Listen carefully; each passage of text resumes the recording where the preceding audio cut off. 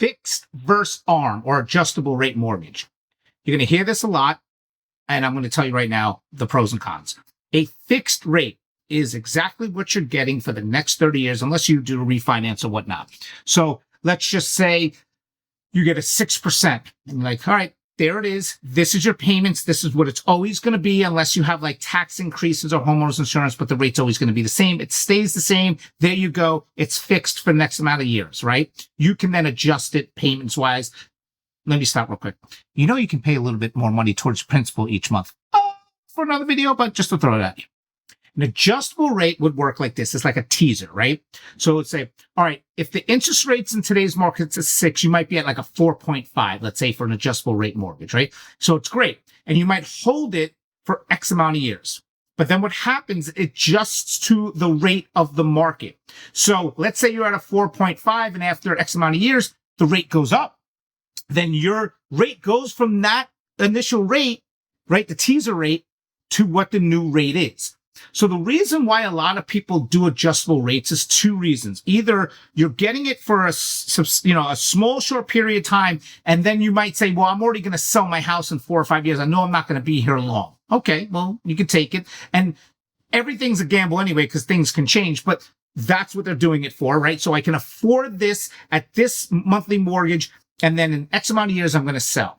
A lot of people do the gamble, and they'll say, well, I'm going to get it at this rate now, but in 4 or 5 years, whatever, when the adjustable kicks in, I'm going to refi, hoping that it's a better rate at that point. But there are cons, obviously. If, let's say you get a 4.5, and you're like, I'm going to sell my house in a couple of years. And then what happens is you can't sell, or something happens, and you're like, oh, I have to stay here. Well, now your 4.5, let's say it skyrockets to a 7, because that's what the rates are now. Your mortgage payment is going to drastically change, right? So think of it like when you're doing an adjustable rate, this is what I want you to do. I want you to sit down with the lender, and I want you to say, okay, I don't want to hear the garbage that you're spewing in my ear, because half the times they're going to tell you the best things, right? Oh, you get an adjustable rate now, and then, oh, in a couple of years you'll refi. Okay, what if I can't? What happens if this 4.5 goes to a 6, 6.5, 7? You need to know what your payments are going to go from to, or to from, or whatever, right?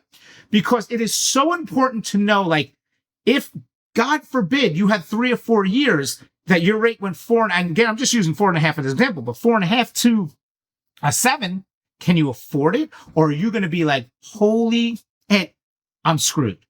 This is why I tell everyone to always dot your I's and cross your T's, because everybody out there is always saying this beautiful story, this lovely story. Everything's going to be perfect. It's going to be perfect. It's not like that all the time. It's not like that a lot. You're buying a house today. You want to go at adjustable rate because you feel like it's better for you. Okay. If it works out right now and it's better for you for the next couple of years, great. What if? What if the rate doesn't come down and you can't refinance? What if you can't sell your home? You need to know what the worst case scenario is compared to the best case. You see that AI? Look at that. Whoop, whoop, whoop, whoop. Does this work? I don't even know. I don't even know if the microphone was on or not. So anyway, this is what's important. You have to know that what is your payment going to be at worst case scenario? Because when you do a fixed rate, that's it. It's a fixed rate until you decide to refi or sell. So it's simple. A lot of this stuff is simple. Most common is 30-year, 15-year, right? You need to talk to a lender you can trust. You need to follow real estate agents that you can trust. Boop.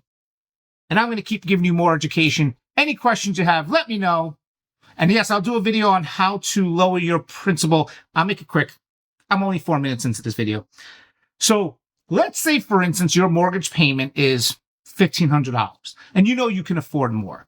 You can pay 17, 18, 19, and take X amount of dollars and say, I want this to go towards principal only. So you start knocking down that principal quickly.